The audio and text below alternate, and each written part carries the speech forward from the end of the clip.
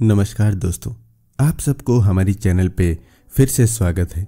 आज हम जिस बुक के बारे में बात करेंगे उस बुक का नाम है द अल्केमिस्ट, जिसे पाउलो कोएल्हो ने लिखा था। इस बुक के 61 लैंग्वेजेस में ट्रांसलेशन हो चुकी है और ये बुक 65 मिलियन कॉपीज से भी ज़्यादा बिक चुकी है।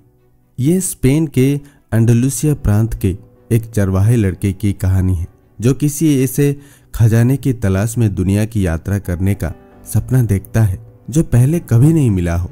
अपने घर से वो उत्तरी अफ्रीका के विदेशी बाजारों और फिर मिस्र के रेगिस्तान की यात्रा करता है जहां एक अल्केमिस्ट से उसकी मुलाकात होती है। अल्केमिस्ट का मतलब है रसायन बनाने वाला, जो विभिन्न धातुओं को सोने में बदल देता है। यह अपने दिल की बात सुनने और सबसे बढ़कर अपने सपनों को फॉलो करने के आवश्यक ज्ञान के बारे में एक अविस्मरणीय कहानी है। तो चलिए दोस्तों, द अल्केमिस्ट बुक की समरी को हम शुरू करते हैं। शुरू करने से पहले मैं आपसे आग्रह करूंगा कि आप हमारे चैनल को सब्सक्राइब करें। दोस्तों, पर्सनल कॉलिंग क्या है? लेखक कहते हैं ये ईश्वर का आशीर्वाद है। यह वो मार्ग है जिसे ईश्वर ने इस धरती पर आपके लिए चुना है। जब भी हम कुछ ऐसा करते हैं जो हमें उत्साह से भर देता है तो हम अपनी पर्सनल कॉलिंग का अनुसरण कर रहे होते हैं। हालांकि हम सभी में अपने सपनों का सामना करने का साहस नहीं होता है। क्यों? क्योंकि इसमें 4 बाधाएं हैं। सबसे पहले हमें बचपन से ही बताया जाता है कि जो कुछ भी हम करना चाहते हैं वो असंभव है। दूसरी बाधा प्रेम है। हम जानते हैं कि हम क्या करना चाहते हैं, लेकिन अपने सपने को पूरा करने के लिए सब कुछ त्याग कर अपने आसपास के लोगों को चोट पहुंचाने से डरते हैं। तीसरी बाधा है रास्ते में मिलने वाली हार का डर। चौथी बाधा है उस सपने को पूरा करने का डर जिसके लिए हम जीवन भर लड़ते रहे हैं।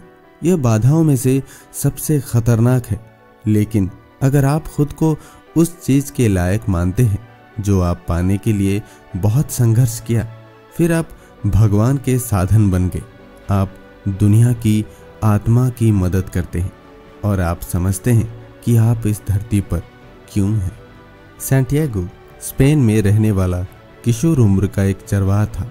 वह अपनी भेड़ों को लेकर एक स्थान से दूसरे स्थान तक जाया करता था। एक बार भेड़ चराते चराते वो एक पुरानी खंडर हो चुकी चर्च में पहुंचा। दिन भर भेड़ें चराकर वो रात को चर्च के अंदर उगे सिकामोर वृक्ष के नीचे सो गया। तभी उसे सपने में एक फरिश्ते जैसा बच्चा दिखाई दिया। बच्चे ने सैंटियागो को इजिप्ट के पिरामिड पर जाने और वहां गड़ा खजाना ढूंढने के लिए कहा। सैंटियागो को वो सपना बार बार आने लगा। वो काफी उलझन में था। एक दिन वो भविष्य बताने वाली एक जिप्सी महिला के पास गया और अपने सपने का मतलब पूछा। जिप्सी महिला ने भी सैंटियागो को इजिप्ट के पिरामिड जाने के लिए कहा। सैंटियागो अभी भी संदेह की स्थिति में था। फिर एक दिन सैंटियागो को एक रहस्यमय बूढ़ा मिला। उसने अपना नाम मेल्कीजेडेक बताया और कहा कि वो सालेम का राजकुमार है। उसने सैंटियागो को 2 बातें बताई। मेल्कीजेडेक ने कहा कि हर किसी को लाइफ में अपना पर्सनल कॉलिंग ढूंढना चाहिए। पर्सनल कॉलिंग का मतलब है अपना ऐसा गोल या उद्देश्य जो हमें असली खुशी दे और हमें हर चीज से स्वतंत्र कर दे। हमने जिस चीज के लिए जन्म लिया है उसे अवश्य पूरा करना चाहिए। बचपन में हम सभी बड़े बड़े सपने देखते हैं, लेकिन धीरे धीरे लाइफ में इतना उलझ जाते हैं कि सपनों और गोल को भूल ही जाते हैं। दूसरी बात जो बूढ़े ने बताई वो ये थी, अगर हम किसी चीज को पूरी शिद्दत से चाहते हैं तो सारा ब्रह्मांड उसे हमें दिलाने में जुट जाता है। लेकिन प्रॉब्लम यह है कि हम किसी भी सपने के पूरा होने में विश्वास ही नहीं करते हैं, हमेशा डाउटफुल रहते हैं। जैसे कितने लोग टैलेंटेड होने के बावजूद सारी जिंदगी जॉब में ही फंसे रहते हैं, अपने टैलेंट को आगे बढ़ाने के लिए कुछ नहीं करते क्योंकि वो खुद पर ही संदेह करते रह जाते हैं। फिर मेल्कीजेडेक ने सैंटियागो को 2 जादुई पत्थर दिए और कहा, जब भी संदेह घेरे तो इन पत्थरों को उछालना, ये तुम्हें रास्ता दिखाएंगे। फिर वो बूढ़ा कहीं गायब हो गया और इसके बाद कभी सैंटियागो को नजर नहीं आया। इसके पश्चात सैंटियागो ने अपनी भेड़ें बेच दी। इससे मिले पैसों से वो एक बड़ी नौका पर सवार होकर मोरक्को की राजधानी टैंजियर पहुंचा। लेकिन टैंजियर में कुछ लोगों ने उसका सारा धन लूट लिया। धन के बिना सैंटियागो आगे नहीं जा सकता था। मजबूर होकर उसने वहीं क्रिस्टल्स की एक दुकान में नौकरी कर ली। सैंटियागो पूरी मेहनत और लगन से अपना काम करने लगा। उसने बहुत अच्छे बिजनेस आइडियाज दुकान के मालिक को दी, जिससे उस व्यापारी को बहुत फायदा हो। लगभग 11 महीनों में सैंटियागो ने पर्याप्त धन कमा लिया। अब वो अपनी कमाई लेकर घर वापस लौट जाना चाहता था। अपने पर्सनल कॉलिंग को लेकर अब उसके मन में संदेह पैदा हो गया था। उसे अपना पिरामिड की यात्रा पर निकलना भी एक गलती लग रहा था। लेकिन जब उसने बूढ़े द्वारा दिए गए जादुई पत्थर उछाले तो पत्थरों ने उसे इजिप्ट के पिरामिडों की तरफ जाने का संकेत दिया। तभी संयोगवश वहां से एक कारवां गुजर रहा था जो सहारा रेगिस्तान होकर इजिप्ट के पिरामिड्स की तरफ ही जा रहा था। सैंटियागो उस कारवां में शामिल हो गया और ऊंट पर सवार होकर मिस्र की यात्रा पर बढ़ चला। उस कारवां में सैंटियागो को एक अंग्रेज व्यक्ति भी मिला। अंग्रेज व्यक्ति अल फयूम नाम के ओएसिस पर जा रहा था। ओएसिस मतलब रेगिस्तान में पाए जाने वाला हरा भरा द्वीप जहां पानी भी होता है। वो वहां एक अल्केमिस्ट से मिलकर किसी भी धातु को सोने में बदलना सीखना चाहता था। जब कारवां ओएसिस पर पहुंच गया तो पता चला कि आगे रेगिस्तान में कुछ कबीलों में भयंकर मारकाट मची हुई थी। अब सैंटियागो आगे नहीं जा सकता था, उसे वहीं रुकना पड़ा। एक दिन ओएसिस में उसे फातिमा नाम की एक बहुत सुंदर लड़की मिली।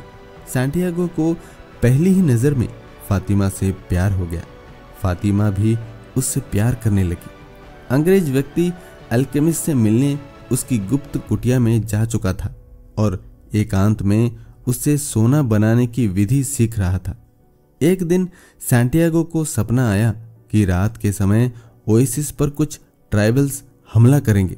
उसने ओएसिस के मुखिया को ये बात बताई, लेकिन ओएसिस पर हमला करना रेगिस्तान के नियमों के विरुद्ध था।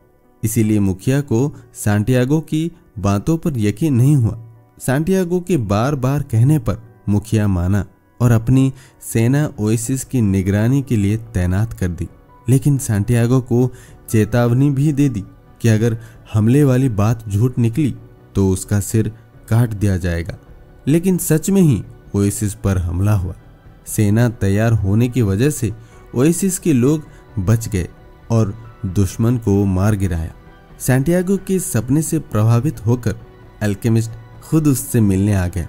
उसने सैंटियागो की यात्रा की वजह जानी और उसे खुद पिरामिड तक ले चलने की बात कही। यात्रा से पहले फातिमा ने कहा कि वो हमेशा उसका इंतजार करेगी।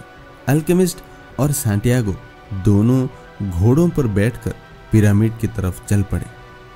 लेकिन रास्ते में कुछ खूंखार ट्राइबल्स ने उन्हें पकड़ लिया। अल्केमिस्ट ने बचने का एक रास्ता निकाला। उसने ट्राइबल्स से कहा कि सैंटियागो अगले दिन सिमोम नाम की भीषण आंधी बन जाएगा और सब कुछ तबाह हो जाएगा, इसीलिए उन्हें जाने दिया जाए। लेकिन ट्राइबल्स नहीं माने। उन्होंने इसे प्रूव करने के लिए कहा। अल्केमिस्ट ने सैंटियागो से सोल ऑफ यूनिवर्स पर ध्यान केंद्रित करने को कहा ताकि वो सिमोम बन सके।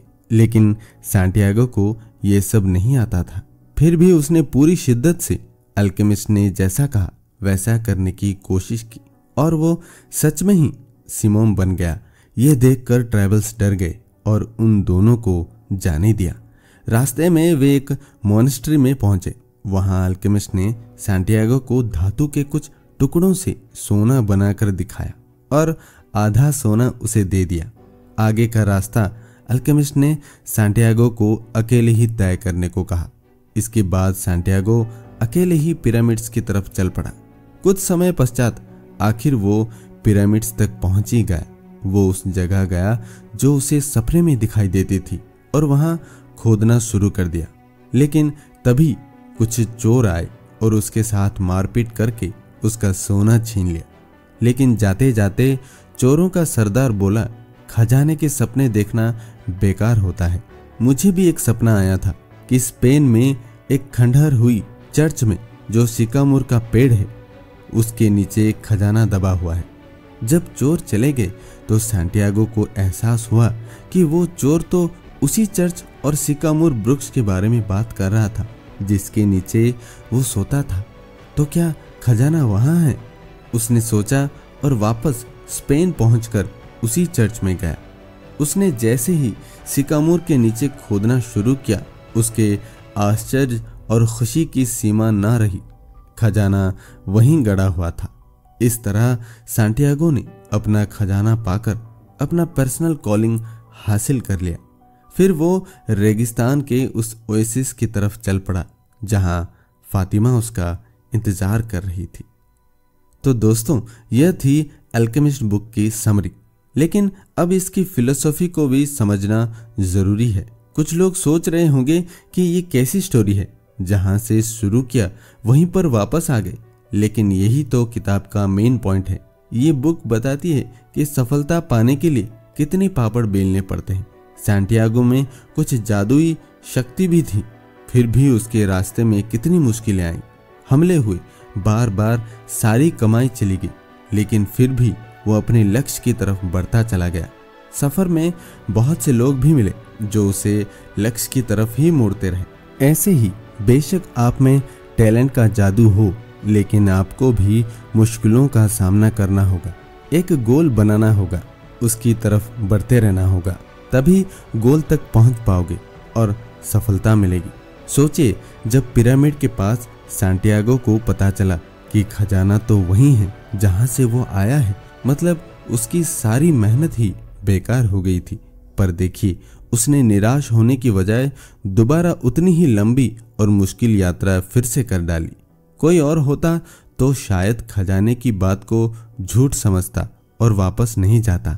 तो किताब से यही सीख मिलती है कि कई बार सफलता पाने के लिए हमें बार बार एक ही बोरिंग चीज भी करनी पड़ जाती है, लेकिन जो लगा रहता है खजाना उसी को मिलता है।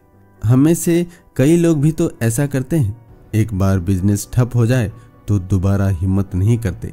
लेकिन सैंटियागो ने खुद पर विश्वास रखा और कुल मिलाकर 3 बार इतने बड़े रेगिस्तान की मुश्किल यात्रा कर डाली। तीसरी बार फातिमा के पास फिर से वापस आया था। ये भी हो सकता है कि चर्च में भी खजाना नहीं होता तो क्या हुआ? क्या हीरे जवाहरात का खजाना ही सब कुछ है? अपनी यात्रा में सैंटियागो को क्या नहीं मिला? उसने इतना बड़ा रेगिस्तान देखा, अल्केमिस्ट से मिला जिसे लोग झूठ समझते थे, फातिमा का सच्चा प्यार पाया, सिमम बनना सीखा। ये सब क्या खजानों से कम है? तो दोस्तों, इन्हीं सब फिलोसॉफी की वजह से ये किताब पूरे विश्व में इतनी फेमस है। मैं आशा करता हूँ कि ये समरी सुनकर आपको भी इंस्पिरेशन मिली होगी। आप भी शायद सैंटियागो की तरह अपना खजाना ढूंढने के लिए तत्पर हो उठें। तो सोच क्या रहे, उठिए और लाइफ की नई यात्रा पर निकलिए। दोस्तों, हमारी मुलाकात फिर अगले वीडियो में होगी। तब तक आप अपना ख्याल रखें। धन्यवाद।